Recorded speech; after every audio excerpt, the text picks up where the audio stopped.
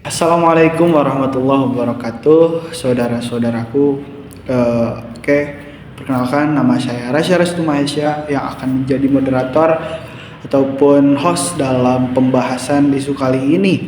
Dan kali ini kita akan membahas mengenai analisis penegakan hukum, khususnya penegakan hukum di Indonesia.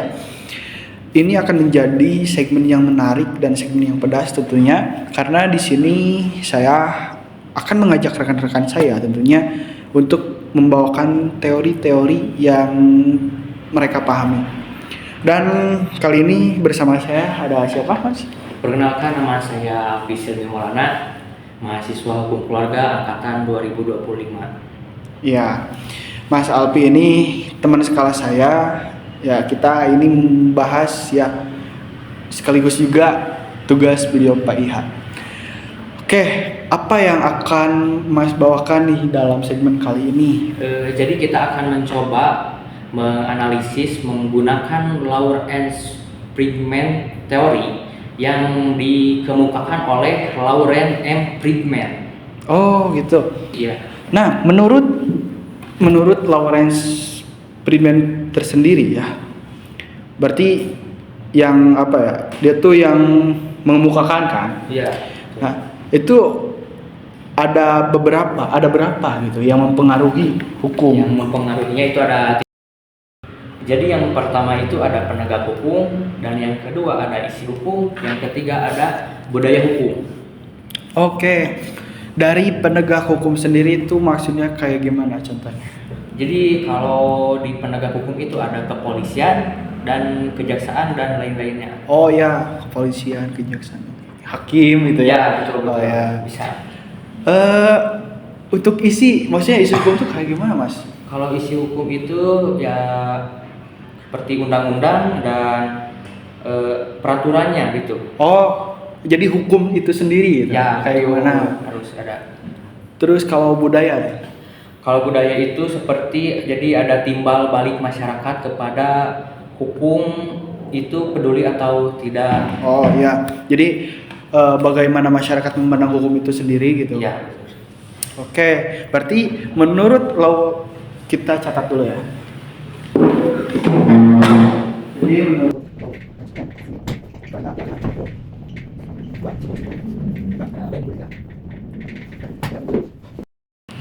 Oke, terima kasih Mas Alfi. Kita akan ambil alih oleh rekan saya yang lain. Ini sesuatu yang istimewa mungkin yang dibawakan Mas Alfi, karena ini akan menjadi apa ya, pengantar ke teori selanjutnya. Oke, terima kasih Mas. Ya. Oke, kali ini kita ada Mas siapa? Bersama saya ada Lukman Hakim, selaku mahasiswa hukum keluarga semester 1 kelas E angkatan 25, teman dari Mas Rasya ini. Oke. Nah, ini akan menjadi menarik karena kita akan membawa teori lagi, teman-teman. Kita akan membawa teori apa, Mas? Ya, teorinya sih masih sama seperti tadi, Iya. yaitu tentang Law and Superman. Ya, kalau tadi dikemukakan oleh Lawrence M. Friedman yang ini. Iya, Kalau yang sekarang itu dari orang Indonesianya. Yaitu Oh, orang Indonesia. Surjono Sukanto. Surjono Sukanto. Iya, iya. Bahwa mengenai penegakan hukum ini, menurut beliau penegakan hukum itu tidak akan terlaksana, tidak akan tercapai kecuali dengan 5 faktor. Yang pertama, iya. ada isi dari hukum atau substansi dari hukum. Yang kedua, dari faktor dari penegak hukum. Yang ketiga, sarana prasarana. Yang keempat, ada masyarakat. Itu yang kelima, ada budaya gitu, faktor dari budaya. Oke, kalau tadi ngomongin 3 faktor dari Lawrence M. Friedman, teman-teman. Jadi menurut Surjono Sukanto ini ada 5 ya? Ya. Ditambah 2 sama apa? Masyarakat.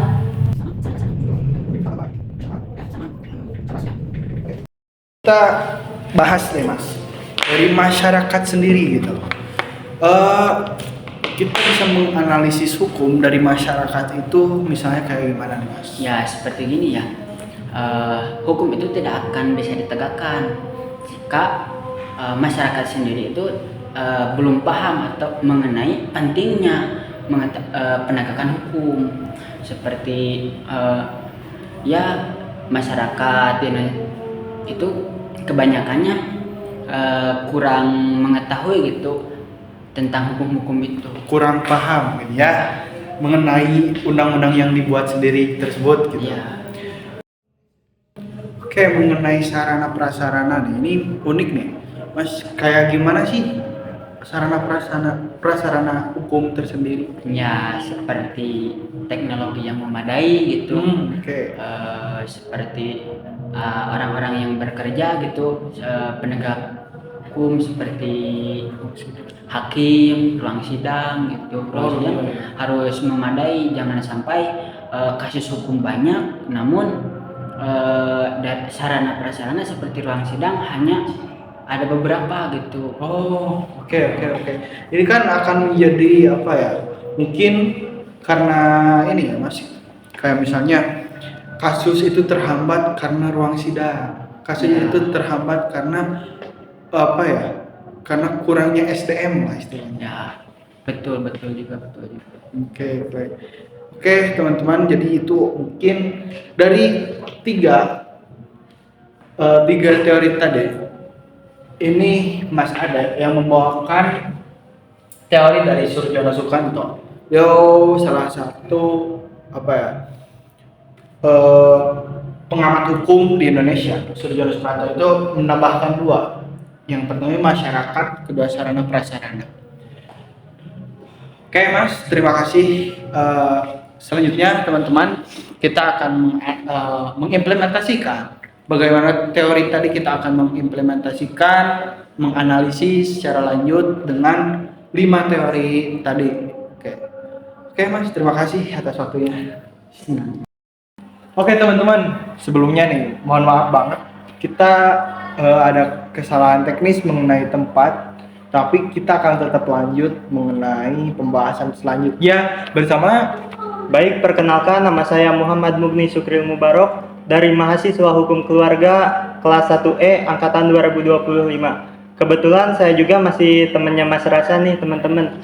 Ya, teman-teman. Jadi kita bersama Mas Mugni akan membahas mengenai analisisnya langsung. Kita akan belajar dari mana Mas? Nah, kita mungkin akan belajar dari kasusnya Mbok Mina dengan kasus korupsi yang sangat besar, Mas. Oh, jadi ini tipenya langsung studi kasus ya? Iya, Mas, studi kasus tipenya. Oke Mas, jadi kasus Mbok Mina sendiri itu kayak gimana? Nah, jadi contoh kasus Mbok Mina itu merupakan salah satu contoh rusaknya hukum di Indonesia, Mas. Mbok Mina sendiri itu melakukan apa sih? Nah, Mbok Mina itu melakukan pencurian 3 buah kakao, tapi bukan untuk diperjualbelikan, melainkan untuk ditanam di halamannya, Mas. Oke, jadi Mbok Mina ini, jadi saya juga dapat info nih teman-teman, Mbok Mina ini tuh bisa disebut lansia. Dia tuh 55 tahun. Dia tuh mengambil kakao dari salah satu PT, jadi pabrik gitu. Mengambil 3 buah kakao ya. Iya. Itu kejadiannya itu di 2009 teman-teman. 2009 dan harga kakao satunya itu pada 2009 itu satunya itu kisaran 1000 atau 1500. Kalau 3 buah antara 3000 atau ya paling berapa? 4500 teman-teman. Ini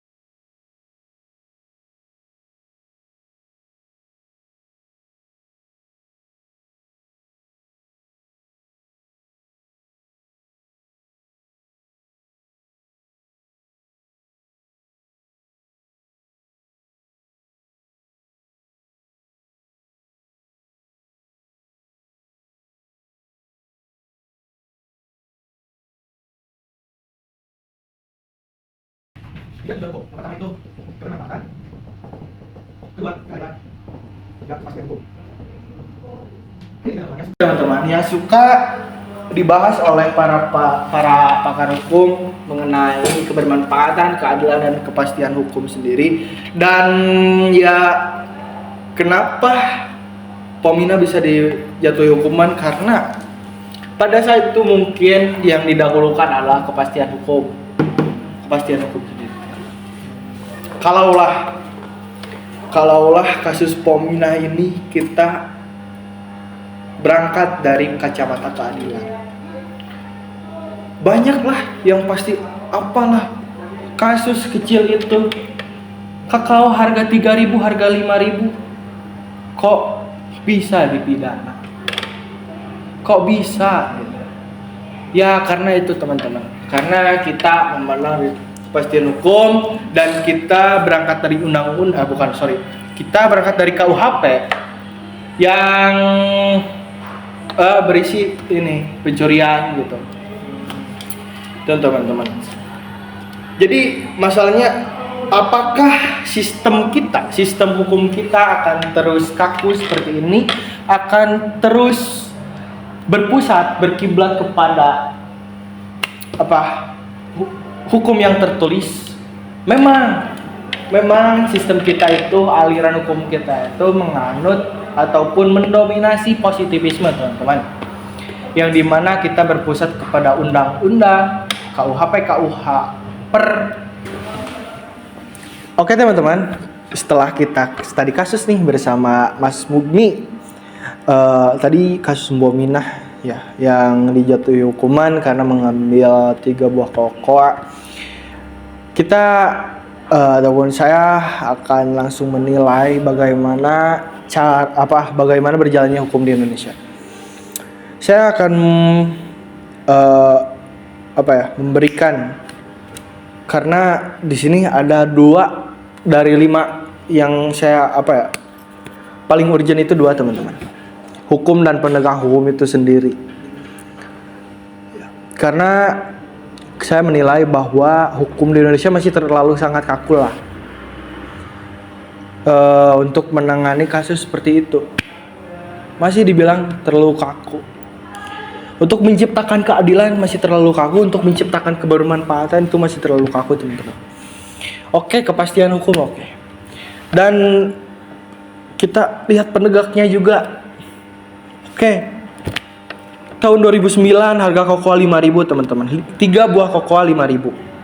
Nah, kalaulah penegak itu bisa mengislahkan, teman-teman. Di situ ada 3, teman-teman, yang kita dapat: kebermanfaatan, keadilan, kepastian hukum. Gak apa-apa jurisprudensi aja, teman-teman.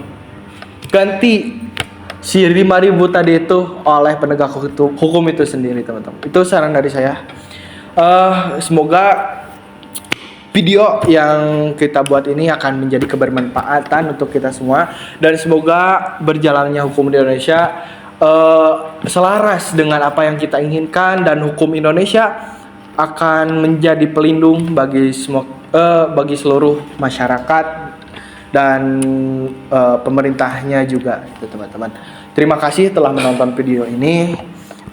Atas nama pribadi saya mohon maaf, dan rekan-rekan ya, Mas Mugni, Mas Ade, dan Mas Alpi juga. Video ini untuk tugas PIH, teman-teman. Tugas PIH akhir semester 1 mengenai substudi penegakan hukum di Indonesia. Kita menganalisis ya, teman-teman. Kurang lebihnya mohon maaf. Billahi taufik wal hidayah wa ridha wal inayah. Wassalamualaikum warahmatullahi wabarakatuh.